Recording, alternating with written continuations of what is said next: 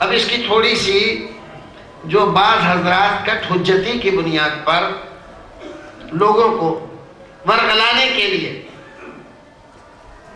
پیش کرتے ہیں، اس بات کو اس لفظ کی روشنی میں آپ کو سمجھا دوں۔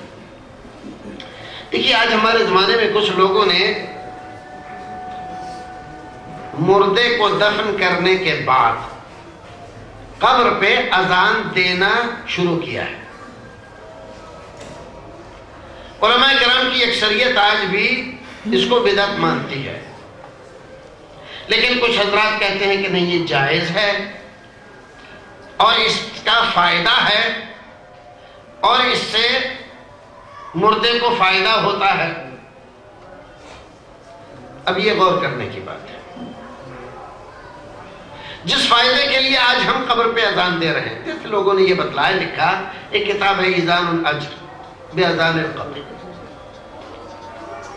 اس کتاب کے مصنف نے لکھا کہ اذان اس لیے دیتے ہیں ہم کہ جب دفن کرنے کے بعد، میت کے لیے دعا کرنے کے بعد جب لوگ واپس ہونے لگتے ہیں تو منکر نکیر آ جاتے ہیں اور اس سے سوال جواب کرتے ہیں، تمہارا رب کون، تمہارے رسول کون، تمہارا دین کیا؟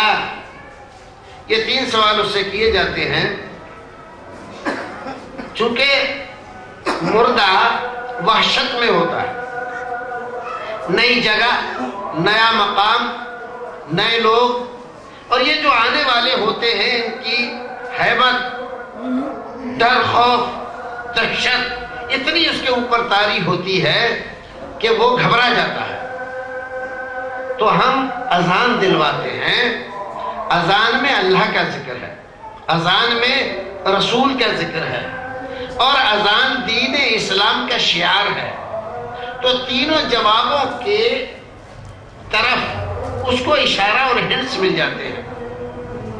جب وہ پوچھتے ہیں من ربک، تو یہاں اللہ اکبر جب مؤذن کہتا ہے تو وہ سمجھ جاتا ہے، جواب دے دیتا ہے کہ ربی اللہ۔ اور جب وہ پوچھتے ہیں من رجل الذی بعث فیکم، وہ کون آدمی تھا جو تمہاری طرف رسول بنا کر بھیجا گیا تھا، تو مؤذن کہتا ہے اشہد ان محمد رسول اللہ، تو اس کو فوراً دھیان آ جاتا ہے کہ وہ محمد صلی اللہ علیہ وسلم تھے۔ اور جب وہ پوچھتے ہیں کہ تیرا دین کیا ہے، تو اس کو اذان سے یہ ہدایت ملتی ہے کہ میں اس دین کا ماننے والا ہوں جس دین میں اذان تھی، اور اذان کس میں تھی؟ دین اسلام میں۔ تو وہ کہہ دیتا ہے میرا دین اسلام۔ تو کتنا بڑا فائدہ ہوا۔ ہمارے عوام سمجھتے ہیں کہ واقعی یہ تو بہت ہی فائدے کی چیز ہے، اتنے بڑے فائدے کی چیز کا لوگ انکار کیوں کر رہے ہیں، کیوں اس کی مخالفت کرتے ہیں؟ یہ مولوی لوگ کیوں ڈنڈا لے کے پیچھے پڑے ہوئے ہیں کہ بدعت ہے بدعت ہے، ان لوگوں کو کوئی اور کام نہیں۔ لیکن میرے بھائیوں ذرا سا غور کرو، آج ہمیں اپنے عزیز سے محبت ہے، ہم یہ چاہتے ہیں ہمارے عزیز کا انتقال ہو گیا، منکر نکیر کے سوالوں کے جواب میں وہ صحیح جواب دے دے، وہ جو سوال کرے یہ جواب دیتا چلا جائے تاکہ اس کے لیے بہتری ہو، جنت کے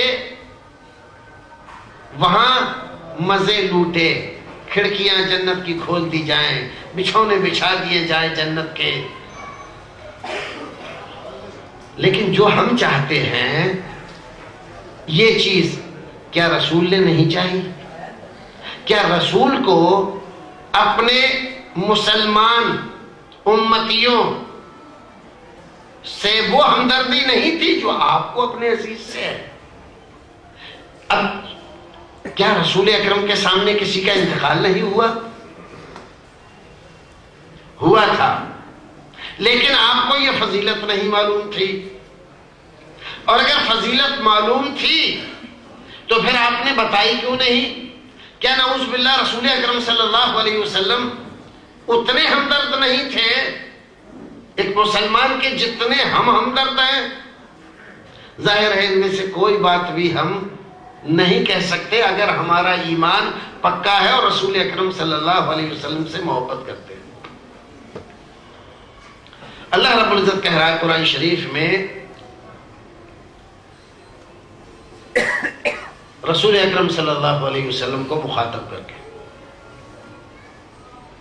فَلَعَلَّكَ بَاخِعٌ نَفْسَكَ عَلَىٰ آثَارِهِمْ إِن لَّمْ يُؤْمِنُوا بِهَٰذَا الْحَدِيثِ أَسَفًا۔ اے نبی، آپ اس فکر میں کہ یہ مسلمان ہو جائیں، مسلمان کیوں نہیں ہو رہے ہیں، اپنے آپ کو بھلائے دے رہے ہیں، اپنے آپ کو ہلاکت میں ڈالے دے رہے ہیں، اتنی پریشانیاں مصیبتیں لے رکھی ہیں، نہ دن کو چین، نہ رات کو چین، نہ رات کو اچھی طرح سوتے ہیں، نہ دن کو آرام کرتے ہیں، ہر وقت امت کی فکر میں لگے رہتے ہیں، ایسا کیوں کرتے ہیں؟ یہ کس کے بارے میں؟ وہ امتی جو ایمان نہیں لائے ہیں، ان کے سلسلے میں رسول اکرم صلی اللہ علیہ وسلم کی فکر، چنتا، پریشانی، بے چینی، بے کلی کو اللہ رب العزت ذکر فرما رہا ہے۔ تو آپ اندازہ لگائیے مسلمان کے لیے رسول اکرم صلی اللہ علیہ وسلم کی چنتا اور بے چینی کتنی ہوگی۔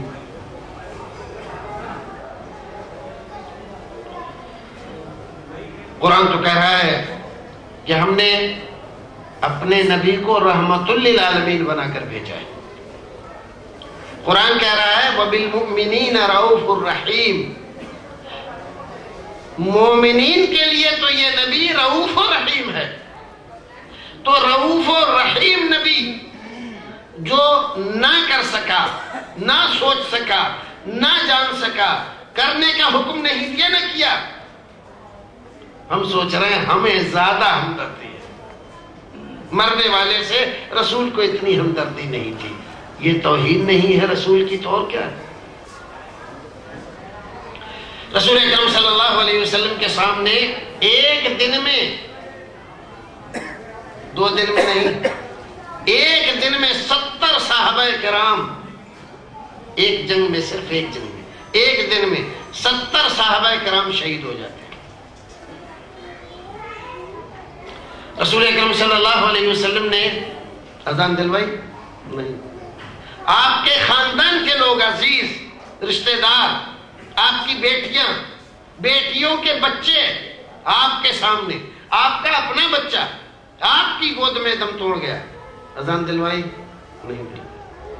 حضرت ابوبکر صدیق، عمر فاروق، عثمان غنی، علی مرتضیٰ، ان حضرات کے رشتہ دار، ناطے دار انتقال کر گئے، لیکن ان حضرات نے نہ اذان دلوائی اور نہ اس کا حکم دیا کسی کو۔ کیوں؟ یہ فلسفہ وہ نہیں جانتے تھے؟ کیا ان کو ہمدردی نہیں تھی اپنے عزیزوں سے؟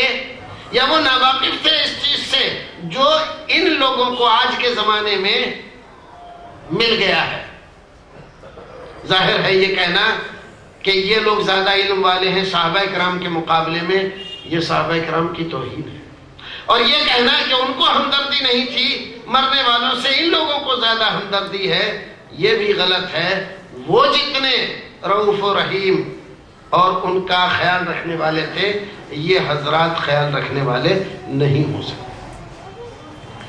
تو دیکھیے، دوائی موجود تھے، اذان موجود تھی، اذان دینے والے موجود تھے، لوگوں کا انتقال بھی ہوتا تھا، لیکن اس کے باوجود رسول نے اذان نہیں دی، صحابہ کرام نے اذان نہیں دی، تابعین اعظام نے اذان نہیں دی۔ اب بعد کے زمانے کے لوگ اس کو ایجاد کر رہے ہیں، تو یہ کھلی ہوئی صریح بدعت ہے۔ اگر یہ فائدہ جو آج لوگ بتلا رہے ہیں، یہ فائدہ واقعی اور حقیقی فائدہ ہوتا ہے، تو صحابہ کرام، رسول اکرم، تابعین اعظام، امامان دین اس سے ونچت نہ رہتے، اس سے بے بہرہ نہ رہتے، یہ چیز ان سے نہ چھوٹتی، وہ ضرور اس کا حکم دیتے۔ کتنے تعجب کی بات ہے، آج ہم ایک طرف تو یہ کہتے ہیں کہ ہم فلاں امام کی بات مانتے ہیں، ان کی تقلید کرتے ہیں، لیکن اس طرح کی چیزوں میں جب ان سے کہا جاتا ہے کہ قرآن میں یہ ہے، حدیث میں یہ ہے، تو کہے ہم تو بھائی مقلد ہیں، ہم کیا جانے قرآن حدیث کو، ہم تو سمجھ ہی نہیں سکتے، سمجھنے والے سمجھ گئے، اور آج وہ اس زمانے میں ہے نہیں، امام صاحب نے جو کام تو وہ مانتے ہیں. تو بھائیو بدعات کے سلسلے میں امام صاحب کی طرف کیوں نہ دیکھا جائے؟